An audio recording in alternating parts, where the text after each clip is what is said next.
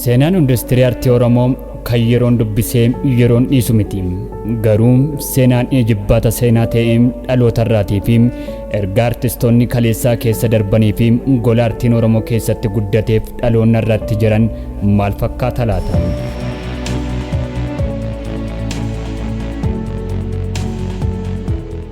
Arramoo imala yaadaaf qalbiin isin fuudhee Finfinnee irraatii imala kiiloomeetira 125 fagaattee kan argamtu magaalaan Bottiin yaadaaf qalbiidhaan isin geessa.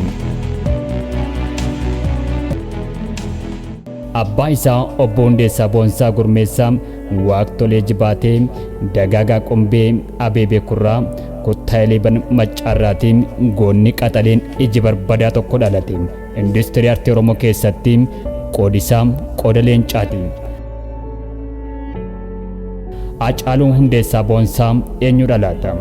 Hacaaluu Hundeessaa Boonsaa haadha isaa adde Guddattuu fi abbaa isaa obbo Hundeessaa Boonsaarraa bara 1976 naannoo Oromiyaa godina Shawaa magaalaa Bootti dhalate. Artist Hacaaluun maatii isaaf mucaa shanaffaa yoo ta'u obboloota dhiiraa 6 fi obboleewwan durbaa 4 qaba. Akkasumas Hacaaluun maatii isaaf loon tiksaa akka guddate dubbata. Barnoota isaa hanga kutaa 12tti achuma magaalaa Ambootti barate. Hacaaluun baay'inaan maatii isaa biratti kan guddate yoo ta'u akaakayyuu biras jiraateera. Akaakayyuu isaa waan jaallatuuf mana barumsaa dhiyoo jiru dhiisee kan naannoo mana akaakayyuu isaa jirutti fagoo deemee barachuun qooda isaa qooda godhate. Hacaaluuf magaalaan Amboof oolmaa guddaa qaba.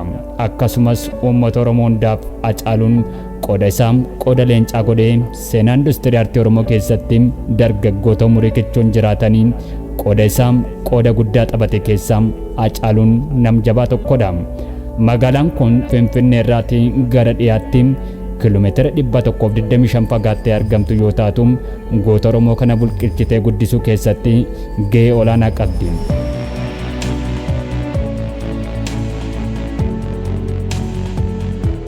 Hacaaluun ijoollummaa isaarraa kaasee uummataaf maatii isaaf quuqama qabaachuu isaa kan dubbatan hiriyoonni isaa bara 1995 wayita barataa turetti uummata isaaf falmuuf ol jedhee fuuldura galee dubbachuuf mormuuf ture.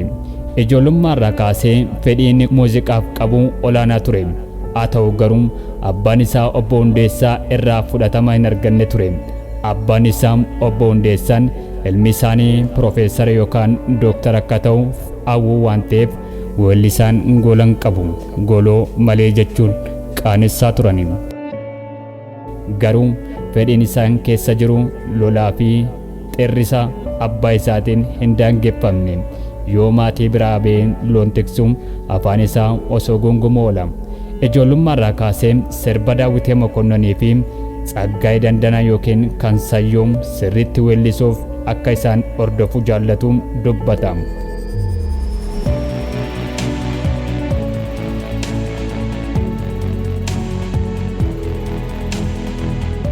Hacaaluun sirba Daawitee Mokonnon kan farda gurraachaa lagarra kaachisanii osoo wal jaallannuu wannu wallaalchisan jedhu afaan isaa irraa akka hin buufne dubbata. Yeroo sanatti Hacaaluun weellisuu malee akkamitti walaloof yeedaloon barraa'uu hin beeku ture. Barataa cimaa ta'uu isaa hin beeku. Inni garuu dhugaan jiru inni dooktara ta'ee biyya kana jijjiiruu kan danda'u akka ta'e hiriyoonni isaa ni himu. Wayita barataa turetti miirri inni qabu muuziqaa ta'us uummata isaaf dursa laata. Inni ni morma. Kanumarraa kan ka'e bara 1995 wayita barataa sadarkaa lammaffaa turetti umurii waggaa 17tti qabamee mana hidhaatti darbatame. Hacaaluuf Karchalleen Amboo mana barumsaa cimaa ture.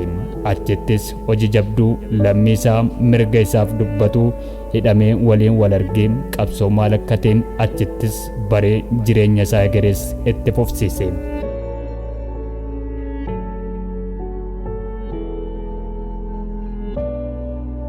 Hundumaaf Hacaaluu manni barumsaa lammataa achi mana hidhaa Karchallee akka ta'e hima.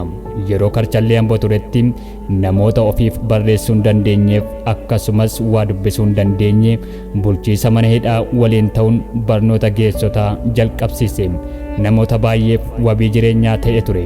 Hacaaluun waggoota 5 karchallee Amboo yoo dabarsu abbaaf hiriyoonni isaa qofaa deddeebi'anii gaafachaa turani. Abbaan koo jedha Hacaaluun yoo mana hidhaa dhufu jabaadhu ilma koo manni hidhaa qoraasuma dhiiraatii naan jedha ture. Anis jabina isaan naaf laatan qabaadheen jabaadheen hojjedhe.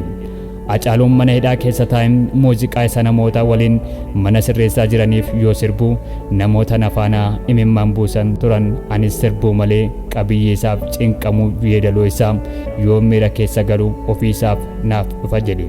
Sirboota baay'ee barreessuu eegale. Waan isin ajaa'ibu sirba albeema koo jalqabaa keessaa sirboota 9 mana hidhaa taa'een barreesse. Walumaa galatti albeema koo jalqabaa mana sirreessaatti xumure jechuun ni danda'ama jedha artisti kabajamaaf jaallatamaa artist Hacaaluu Hundeessaa.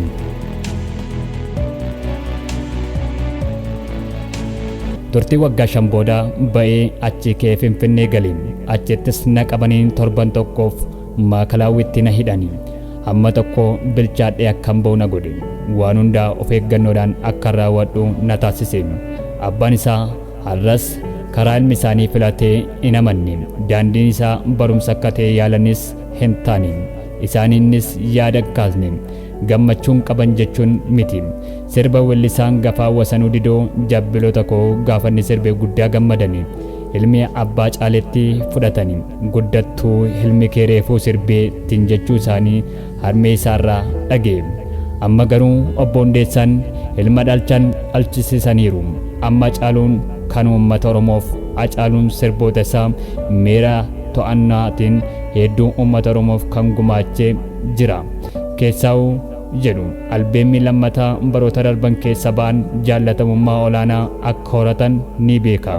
Garuu hammas uummata koo biratti leellifama jedhee hin weellisne. Miira koo kan quuqama uummata koo dubbachaan ture. Walleewwan albeema isaa bara 2009 fi bara 2013 ba'an kan mata dureen isaa sanyii mootiif waa'ee keenya jedhu gurra uummataa ga'een jira. Albeemota kanneen ala yeroo as dhiyoo kanatti sirbi qeenxee maalan jira jedhuuf jirra jedhu gurra uummataan ga'uun fudhatama olaanaa argateefii jira.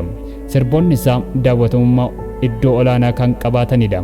Akka fakkeenyaatti yoo ilaalle seenaa Oromoo keessatti sirbi YouTube irratti hordoftoota miliyoona 1,500,000 ol daawwatame hin jiru. Kun fudhatamummaa muuziqaa isaa kan nutti agarsiisudha. Hacaaluun qabsoo muuziqaatti akkasumas immoo qabsoo jireenyaarraa keessatti qoodi isaa qooda leencaa ture.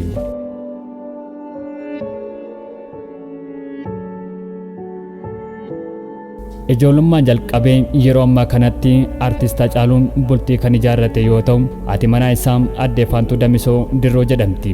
Ogeettii fayyaa yoo taatu artist Hacaaluu waliin jaalalaan waggoota 17 oliif kan turte yoo ta'u erga gaa'ela raawwatanii waggaa 8 guutanii jiru.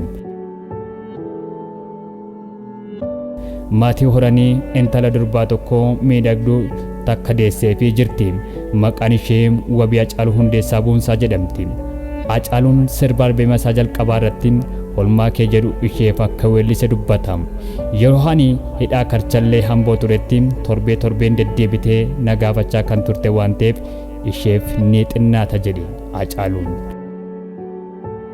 Artist Hacaaluun nama siyaasaati jedhee yeroo gaafatamutti ani nama siyaasaa miti, siyaasan beeku. Ani kanan beeku rakkoo uummata koo irratti raawwatamuuf sagalee ta'ee tajaajiluu yoo ta'u namoonni akka fedhanitti na kaa'uu danda'u. Sun anaaf homaa miti jechuun golaba.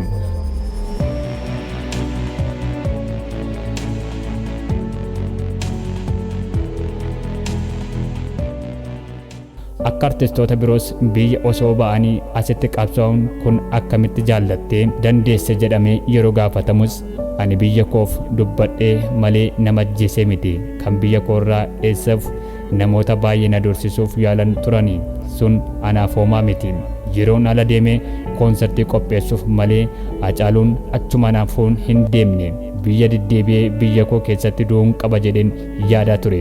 Garuu hunda darbee har'a geenyeerra jedhe otoo lubbuun isaa biyya abbaa isaa keessatti akka ba'u quban qabaatiin kan dubbate jaallatamaadhaaf qabsaa mirga dhala namaa Hacaaluu Hundeessaa Boonsaati.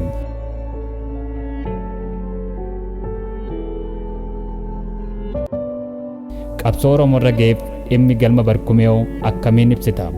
Ani qabsoo Oromoo har'arra jiru baay'een kan natti toluu fi uummanni koo yoo bilisoome arguun hawwii koo ture.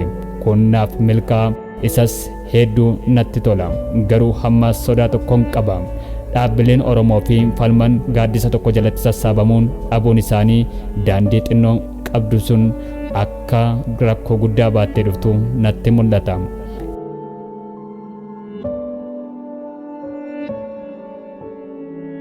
Galma barkumeetti an akkuman siin jedhee miira koo nan deema. Quuqqaa osoo cirrachi qophee keessaa si quuquu dhaabbattee deemuu hin dandeessu. Kanaaf miira gaafa sanaa ture anaaf sanuma. Anaafan irra shallalee ani galma barkumee irratti sirbuun koo bu'aa uummataaf argameef wanti buuseef hin jiru. Garuu uummanni koo yoo ga'ee qabdanaan jedhee nan fudhadha. Yeroo ammaa kanatti artiist Hacaaluun uummata Oromoof gargaaru keessatti qooda isaa tuun laaffisin artistoota warreen har'a addunyaa kanarraatiin otoo isa dura boqochuu isaanii hin hubateen isaan booda kan boqote artiist Hacaaluu Hundeessaa guyyaa lubbuun jirutti artiistii qabsooftuuf gameetti Haloo Daawwii akkasumas artiistii kabajamaaf jaallatamaa Nuhoo Gobanaa gargaaru keessatti illee qoodisaa qooda leencaa ture. Hacaaluun kana qofaa miti. Oromoota Sumaalee irraa buqqaan gargaaru keessattis qoodeessaa qooda leencaati.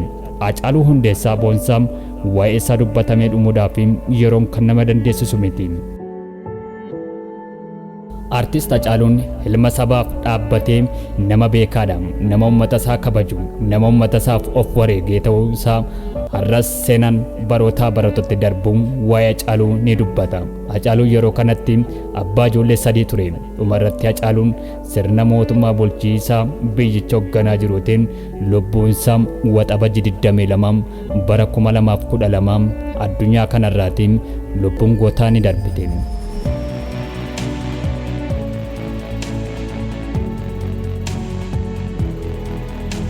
Seenaan hunduu Hacaaluun siidaa seenaa Oromoo keessatti dhaloota hanga dhalootaatti yaadatamu warreen umurii kichuudhaan ijaaranii darban keessaa nam jabaa Oromoo tokko ture. Garuu maal godha?